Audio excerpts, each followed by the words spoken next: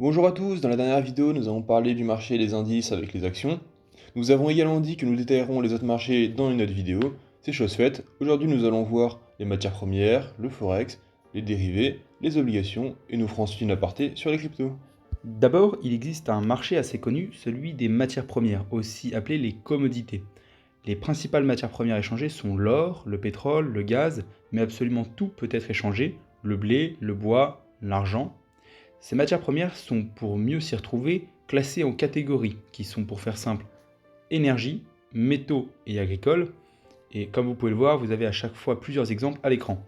Ce marché permet d'acheter en gros ou plus en détail afin de transformer ces matières premières, notamment dans l'industrie.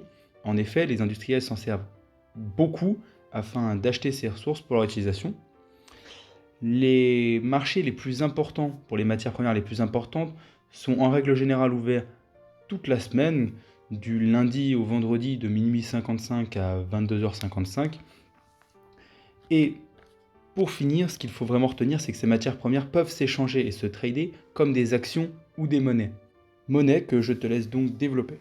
Merci pour cette transition, nous allons donc effectivement parler des monnaies, les monnaies qui viennent du marché du forex. Le marché du forex est assez connu notamment de par les médias. Vous avez sûrement déjà entendu parler du fait que l'euro passe sous le dollar ou quelque chose dans le même style. Il s'agit là effectivement du marché du forex. Il est également connu notamment par le fait que lorsque vous allez dans un pays étranger, que vous échangez votre monnaie d'origine contre la monnaie locale, il s'agit en fait également du marché du forex. Sinon, sur les marchés traditionnels, il est notamment utilisé par les institutions, ce qui rend donc ce marché très liquide. Alors, petit aparté au montage, effectivement, on ne parle pas d'enregistrement de base de la liquidité. La liquidité sur un marché, ça dépend du volume d'argent qu'il y a. Donc, effectivement, plus il y a d'argent, plus un marché est liquide, c'est-à-dire que vous pourriez passer des ordres plus gros. Et lorsque ce sont des institutions comme les banques qui tradent sur ce marché, elles tradent avec de gros montants, donc beaucoup d'argent, donc c'est un marché très liquide. Les monnaies du forex fonctionnent par paire, c'est-à-dire que l'on en compare une à une autre, par exemple l'euro contre le dollar, le franc suisse contre le yen japonais, ainsi de suite. Il en existe un bon nombre, mais il y a quand même des principales, notamment l'euro, le dollar américain, le franc suisse, le yen japonais, le dollar canadien, ainsi de suite. Vous avez toute la liste à l'écran. Lorsqu'on parle d'une monnaie, notamment le dollar USD, en fait cela signifie United States Dollar. Les deux premières lettres sont pour le pays et la dernière pour la monnaie. C'est pas vrai pour tous, mais c'est vrai quand même pour beaucoup. Ensuite, on va vous parler du marché des dérivés.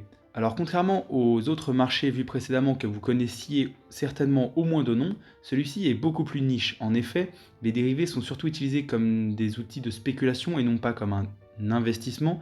Donc, les gens qui tradent sur ces marchés sont plus souvent des traders aguerris qui travaillent pour des institutions ou bien des particuliers qui ne sont pas des traders du dimanche. Comme les dérivés sont assez difficiles à comprendre, dans leur fonctionnement, nous allons ici très simplifier et si cela vous intéresse particulièrement, nous irons dans les détails dans des prochaines vidéos. N'hésitez pas à nous le dire en commentaire. Tout d'abord, les futures. Pour faire simple, il s'agit d'un contrat passé entre un acquéreur et un vendeur où l'on prévoit d'échanger une certaine marchandise en quantité X à un prix Y et à un moment donné T. Ensuite, ce contrat peut être vendu et acheté et doit être honoré par les deux propriétaires du contrat au moment T choisi préalablement.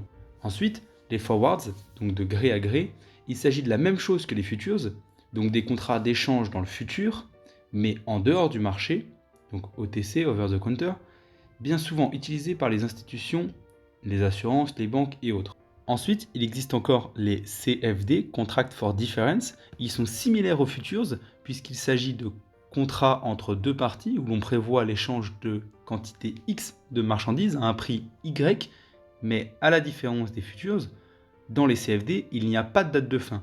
Oui, cela paraît bizarre et impossible et pourtant cela existe et c'est très utilisé.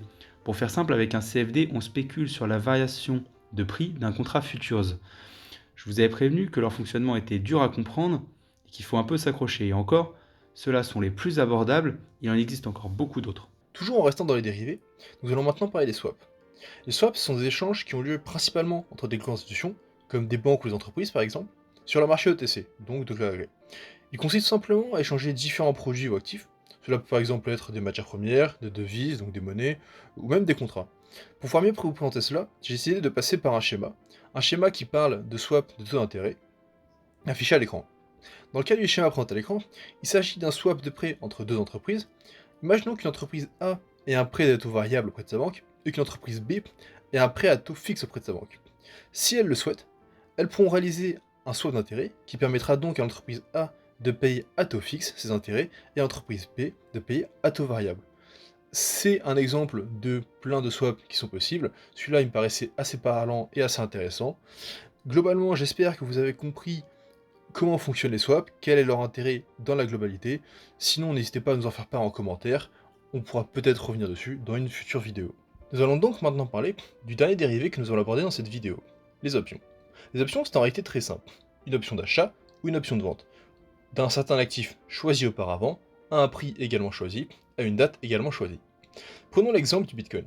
Si vous pensez que le Bitcoin va monter à long terme, vous allez donc mettre une option d'achat sur un Bitcoin à 30 000 $ dans un an.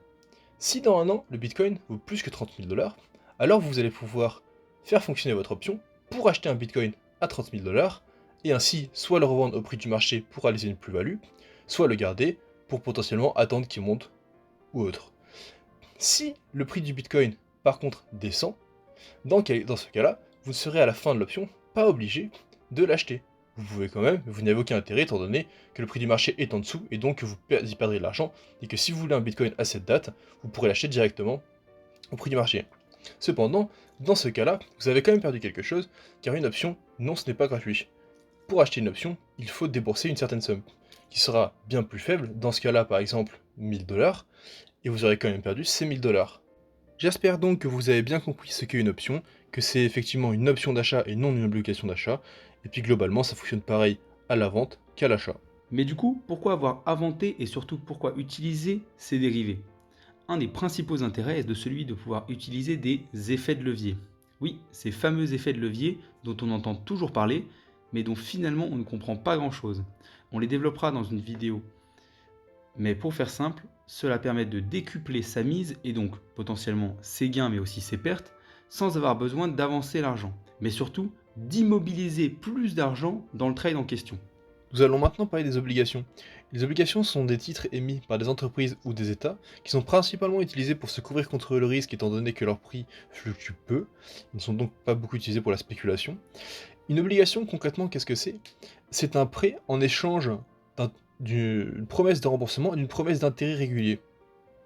La durée d'une obligation peut beaucoup varier, ça peut être du court, du moyen, du long terme, ou même du perpétuel. C'est-à-dire que vous toucherez des intérêts tant que l'entreprise ou l'État perdurera. Tout cela est précisé sur le contrat de l'obligation de base. Il y a différents types d'obligations. Les taux d'intérêt des obligations varient en fonction du risque, c'est-à-dire que prêter au gouvernement américain, c'est peu risqué aujourd'hui, donc vous aurez des intérêts assez faibles. A contrario, prêter au Venezuela ou à la Grèce sera par exemple plus risqué, avec donc des intérêts plus forts. Le risque est que l'entreprise ou l'État fasse faillite et donc ne vous rembourse pas vos fonds à la fin de l'obligation. Les obligations peuvent également être échangées, donc vendues ou achetées avec d'autres investisseurs sur les marchés. Pour finir, il existe encore un autre marché qui est très à la mode et dont on entend beaucoup parler, les crypto-monnaies. En effet, on a tous entendu parler des crypto-monnaies, de la blockchain et autres. On sait qu'on fera une prochaine vidéo dessus pour détailler, parce qu'il y a matière à détailler et à faire une vidéo dessus. Donc ici, on va juste s'arrêter à ce que c'est factuellement. Une crypto-monnaie, c'est une monnaie virtuelle que certaines personnes utilisent pour acheter des biens, des services ou d'autres monnaies, que ces monnaies soient virtuelles, donc d'autres crypto-monnaies, ou fiduciaires et réelles, comme le dollar, l'euro ou autres. Évidemment, si vous avez aimé cette vidéo, n'hésitez pas à la liker et à vous abonner pour suivre nos aventures. On vous dit à très bientôt sur un nouveau sujet.